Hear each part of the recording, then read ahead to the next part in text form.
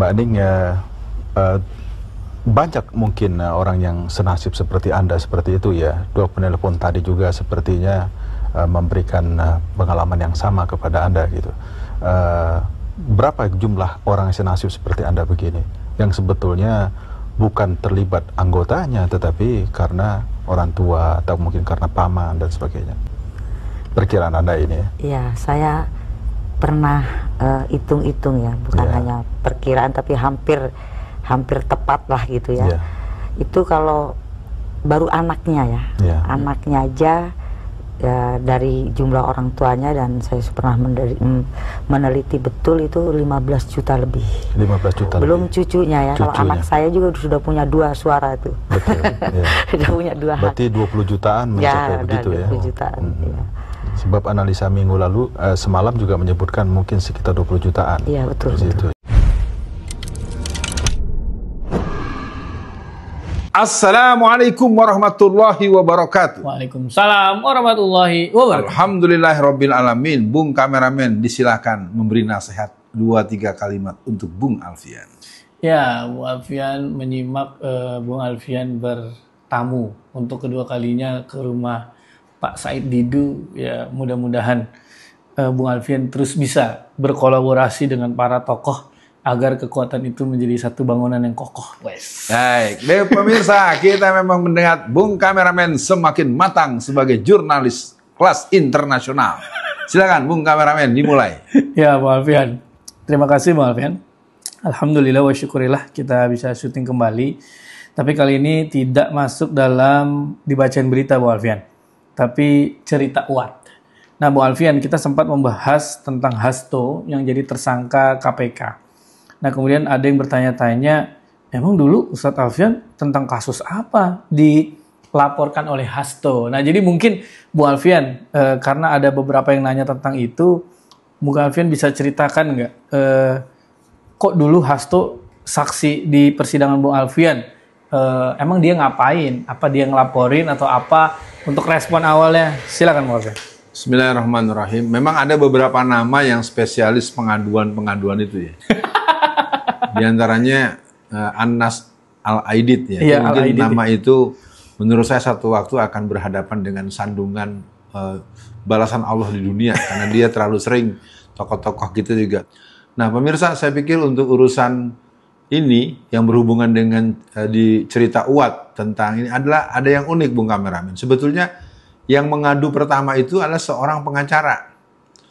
Terus terang saja saya juga cukup bingung, pengacara mengadukan kepada pihak kepolisian, membuat LP gitu istilahnya kan. Nah, ketika sudah berjalan, tahu-tahu muncul nama Hasto.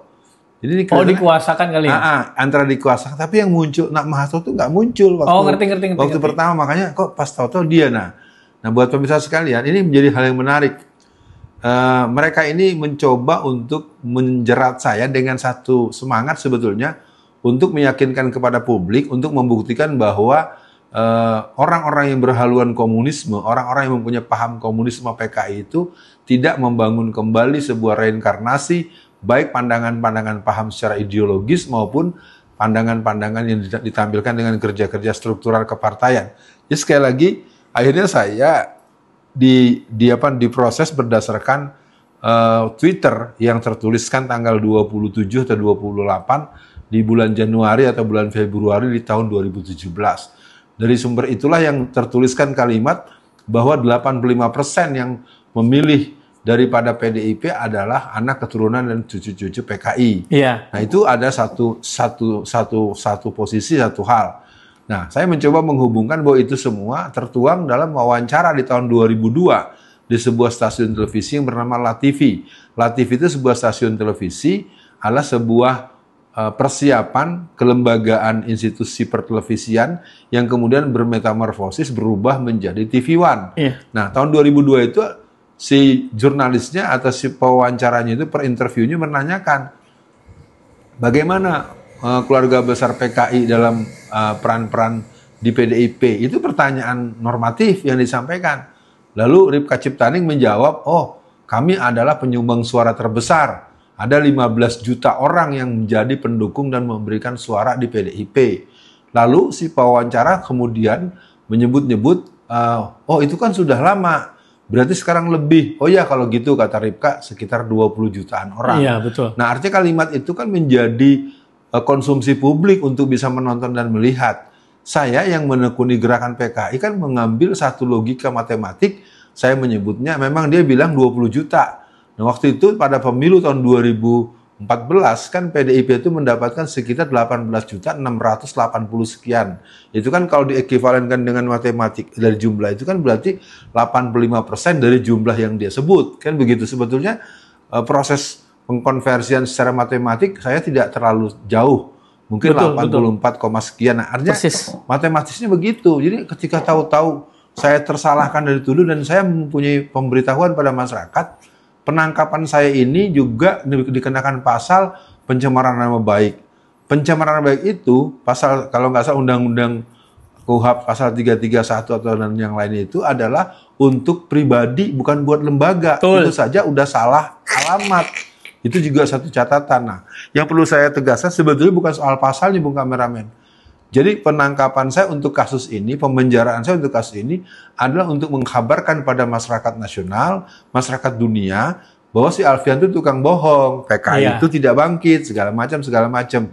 Nah, asumsinya adalah bahwa saya kemudian, karena orang yang selama ini juga terlibat secara edukasi dengan instansi-instansi yang berhubungan dengan Angkatan Darat, yang berhubungan dengan Kesbangprov, dengan Kesbangda, dengan Wantanas, dengan instansi-instansi ketentaraan maupun instansi intelijen yang ada.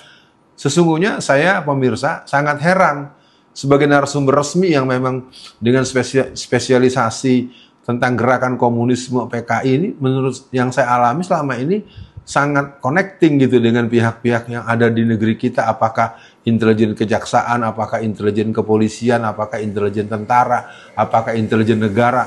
Semua kita sudah saling ketemu. Makanya ketika saya ditahan, sebenarnya ada kebingungan tersendiri, ada apaan. Nah rupanya setelah saya coba renung-renung, ini adalah alat untuk memapas bahwa sebenarnya PKI nggak ada, si Alfian itu bohong. Iya. Nah maka mereka berpikir saya akan minta maaf kepada Ibu Megawati, dan itu sebetulnya juga Bung Kameramen termasuk saksi sejarah lah. Iya. Kan ada pihak dari oknum kejaksaan yang ngajak ngojok-ngojokin untuk memohon permohonan maaf kan begitu. Nah tapi kan kemudian kita mendapatkan feedback dari senior ataupun pengacara yang segala macam. Akhirnya kita bertahan untuk tidak menyampaikan permohonan maaf karena memang tidak ada alasan untuk minta maaf. Nah itu terbukti dengan persidangan-persidangan. Untuk kasus pertama saya yang membahas bahaya penjajahan Cina itu eksepsi diterima, berarti sidang harus dihentikan. Untuk kasus yang kedua yang berhubungan dengan gerakan PKI itu ternyata dikenakan pasal lepas alias bebas. Nah jadi kembali kepada pemirsa, kalau ada pertanyaan-pertanyaan yang mengenai apa yang saya lalui, saya mengalami kriminalisasi murni 100%. Betul. Begitu Bung Kameramen. Ya Bu Alfian. Nah itu kan apa ya Bu Alfian? Itu versi Bu Alfian ya, maksudnya cerita dari sisi Bu Alfian. Nah kalau Hasto Bu Alfian, dia memang ngeluh Bu Alfian. Jadi akibat arahan-arahan Bu Alfian, ada yang di Twitter ceramah-ceramah, Hasto mengakui bahwa suara PDIP itu anjlok. Berarti Alfian Tanjung sakti dong.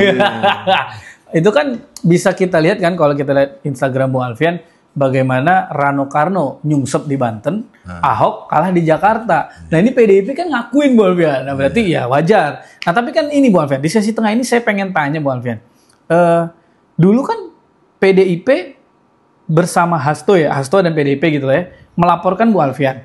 Kemudian Bu Alfian setelah penjara, umroh kan, bertemu dengan Habib Rizik. Iya, betul. Jokowi maunya antum tuh 8 tahun. Nah berarti kan itu kolaborasi tuh Alfian. Antara PDIP, Hasto dan lain-lain dengan Jokowi. Nah hari ini mereka sedang seolah-olah bertengkar atau beneran bertengkar gitu. Nah ini kan mudah-mudahan Bu Alfian, efek orang zolim ya Bu Alfian. Mudah-mudahan dia lagi berantem terus lah. Nah yang kedua ingin saya tanyakan adalah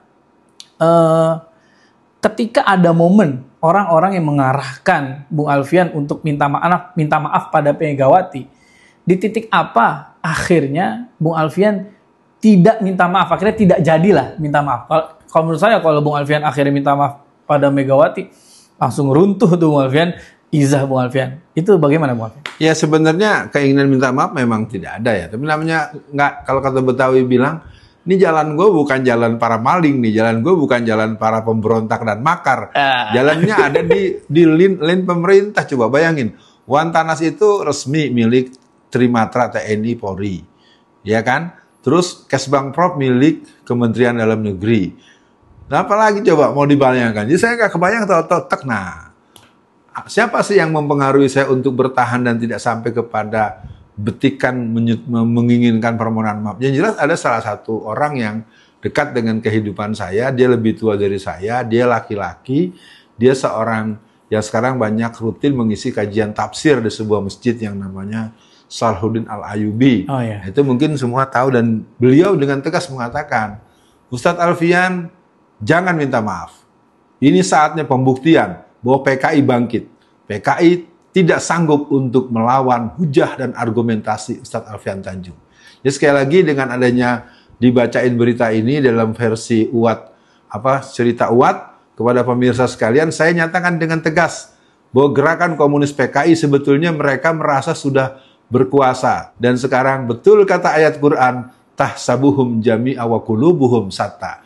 Kau lihat mereka seolah-olah bersatu, padahal hati mereka terpecah belah. Nah, intinya bahwa apa yang terjadi dengan cerita Uwat berhubungan dengan penangkapan saya, pemenjaraan saya, itu malah menjadikan hikmah besar. Pertama, penjajahan Cina sudah diingatkan oleh orang yang bernama Alfian Tanjung sejak 7 atau 10 tahun yang lalu. Iya, yang kedua, kebangkitan PKI merupakan sebuah kebangkitan yang sedang mengalami originalisasi, genuisasi. Kembali buat seluruh pemirsa, perjalanan saya dalam persidangan itu, mungkin sebelum nanti Bung Kamar akan meminta closing, saya ingin ingatkan dulu bahwa ternyata si Hasto itu tidak berani datang. Oh, pas sidang ya? Kan ketika dia adalah saksi pelapor, maka kan pihak hakim ketua meminta yang melapor mana? Kan gitu, makanya itu Bung Kamar, yang lapor di sidang pertama tidak hadir, di sidang kedua tidak hadir. Akhirnya hakim memberikan ultimatum, apabila pada sidang ketiga yang bersangkutan tidak hadir, maka akan dijemput paksa. Logikanya Bung Kameramen, kalau memang dia yakin si Alfian ada kesalahan yang fatal, mesti dia nggak perlu pakai begitu. Iya, langsung ya. Tadinya cuma iseng-iseng tidak berhadiah gitu kan, iseng-iseng nih ngelaporin biar si Alfian keceblos gitu. Ternyata dia kaget juga, ternyata terjadi suasana yang di luar dugaan mereka. Ya kan gitu, dan juga Bung Kameramen kan juga punya catatan khusus loh, ketika akhirnya saya diberi kesempatan oleh hakim ketua, apakah saudara terdakwa mau bertanya kepada Hasto Kristianto, ketika saya menanyakan soal 1 Juni. Nah, itu menarik juga buat pemirsa yang belum tahu. Di 1 Juni saya tanya, 1 Juni itu sebagai hari Pancasila, itu hari Pancasilanya PDIP atau hari Pancasilanya Indonesia. Nah, itu juga perlu jadi catatan buat pemirsa. Bahwa Pancasila itu sebagai konsensus dan konvensi nasional, dia merupakan sebuah kalimatun sawa untuk kita mengurus negara kita, yang tentu kita umat Islam tetap dengan semangat ayat suci di atas ayat konstitusi. Jelas, jadi nggak ada perdebatan. Kita akan terus berjalan. Begitu Bung Kameramen. Ya, Bu Alfian. Jadi terjawab sudah kepo masyarakat atau penonton channel Bung Alfian. Loh, kok Bung Alfian pas Hasto di penjara posting dengan Hasto di tempat persidangan? Ternyata ada rekam jejak sejarahnya Bung Alfian ya, bahwa Hasto bersama PDIP ingin memenjarakan Ustadz Alfian Tanjung. Tapi lucu Bung Alfian, saya cek beritanya, itu ada kalimat PDIP tidak bernafsu memenjarakan Ustadz Alfian. Tidak bernafsu. Nah, tapi Bung Alfian, yang menarik adalah ketika Bung Alfian Bung Alfian tadi sampaikan vonis bebas. Nah, vonis bebas, kemudian Mahkamah Agung menjadikan 2 tahun. Nah, berarti harus diperiksa nih Bung Alfian. Jangan-jangan Mahkamah Agungnya orangnya Jokowi. Nah, jadi Bung Alfian, di Instagram Bung Alfian juga saya tertarik karena Bung Alfian bilang, sabar Mas Hasto, sebagaimana Anda dulu menyebut saya, Anda pantas di penjara, kira-kira kan gitu. Jadi untuk akhir sesi kali ini Bung Alfian, ada beberapa kesimpulan yang saya dapatkan. Ustadz Alfian Tanjung itu dikriminalisasi Hasto dan PDIP, padahal Bung Alfian menyampaikan omongan kadernya sendiri. Kemudian Jokowi minta Alfian Tanjung itu dipenjara 8 tahun. Nah, itu kan kurang ajar. Nah, terus sempat juga tadi Bu Alfian sampaikan dipaksa atau diarahkan untuk meminta maaf pada Megawati. Jadi mungkin Bu Alfian untuk akhir sesi kali ini atau menyudahi cerita Uwat tentang Hasto ini, apa hikmah atau hal yang ingin Bu Alfian sampaikan tentang hari ini nih, kondisi hari ini yang Hasto jadi tersangka. Kemudian kan ini juga bisa pintu masuk ya Bu Alfian. Misalkan Hasto bersuara, ya udahlah kalau memang tahu boroknya Jokowi omongin aja. Kira-kira untuk closingnya silakan Bu. Iya, closingnya akan dijawab. Tapi saya mau, karena ini bicara perjalanan berhubungan dengan saya di penjara. Iya. Maka yang harus saya pertegas dulu juga adalah kasus saya yang pertama. Karena itu terkait dengan apa yang sedang dikerjakan Pak Said Didu dan berbagai yang berhubungan dengan PIK maupun dengan Rempang. Jadi artinya buat pemirsa, saya sudah membahasakan dengan sangat tegas bahwasannya Indonesia berada di proses invasi dan aneksasi daripada Cina. Yaitu adalah bahaya penjajahan Cina di Indonesia pada tanggal 27 Februari 2017 saya sampaikan dalam acara kuliah subuh di sebuah masjid besar yang ada di Surabaya. Nah, apa yang terjadi? Saya kemudian dilaporkan oleh polisi melaporkan pada polisi. Iya, dan itu memang selalu ada argumentasi, namanya juga polisi kan gitu ya. Jadi dia yang kagak demen, dia lapor sama temennya. Ya udah kira-kira begitu. Jamaah nggak ada yang begitu. Jadi sekali lagi, dan saksi saya pun namanya Pak Sujatmiko ya, bukan Budiman. Iya. Ternyata SMP pun nggak tamat. Bagaimana orang SMP saja tidak tamat bisa memberikan laporan atas dan ketidaknyamanan terhadap sebuah penyampaian materi yang mana para audiens yang mendengar tidak ada yang komplain. Jadi yang komplain, nah ini mungkin bagian pertama. Nah yang kedua, soal ini saya pikir ingin katakan ini adalah saat yang tepat ketika Habib Rizik jauh-jauh hari menuntut dibubarkannya PDIP, maka nanti jangan salahkan Habib Rizik, karena yang membuat PDIP hancur itu namanya Jokowi. Jadi Anda kalau mau nyerang balik, yang nyerangnya ke Jokowi, Jokowi lah yang merusak PDIP, kan gitu. Keberanian Habib Rizik dan akhirnya dibubarkannya FPI, maka untuk sebuah kisosnya, karena FPI pernah dibubarkan, maka nanti PDIP akan dibubarkan atas karya Jokowi, bukan atas nama Habib Rizik, juga bukan karena nama saya. Saya kan cuma analisa gitu. Iya, betul. Nah, sebagai penutup dari saya, yang jelas negeri ini negeri orang bertuhan. Jangan coba-coba membangun kekuatan dengan afiliasi ateisme, komunisme. Tidak akan pernah ada tempat buat mereka. Negeri ini siap untuk menyongsong kerja mulia dari Akhundzada dan Al-Jaulani, bahwa kita tidak akan pernah melihat bahwa akhir zaman akan kita sambut Indonesia negeri para ulama, para santri, dan orang yang berkhidmat dengan Allah Subhanahu wa Ta'ala. Indonesia negeri yang siap mendukung pembebasan dan kemerdekaan Palestina. Indonesia siap untuk mengusir Cina yang punya semangat untuk menjajah dan mencaplok Indonesia. Dan juga kita siap untuk mengusir Zionis yang merupakan Zionis Melayu yang mereka kurang ajar dengan nenek-nenek pakai bendera gambar bintang David. Maka kita semua nyatakan Indonesia milik kita bersama, milik warga yang berketuhanan yang Maha Esa, milik warga yang memahami Bhinneka Tunggal Ika, milik negara yang semua adalah orang-orang yang berhak tinggal, kaum pribumi muslim dan kaum pribumi nasional, kaum pribumi yang dibesarkan dan dilahirkan tanah air mereka di Indonesia. Jadi yang bukan warga negara Indonesia asli, Anda cukup jadi warga yang baik, pemberi pajak yang besar, berikan pembiayaan untuk negara kita ke depan. Indonesia merdeka, ganyang PKI, usir Cina yang mencaplok tanah rakyat Indonesia. Assalamualaikum warahmatullahi wabarakatuh.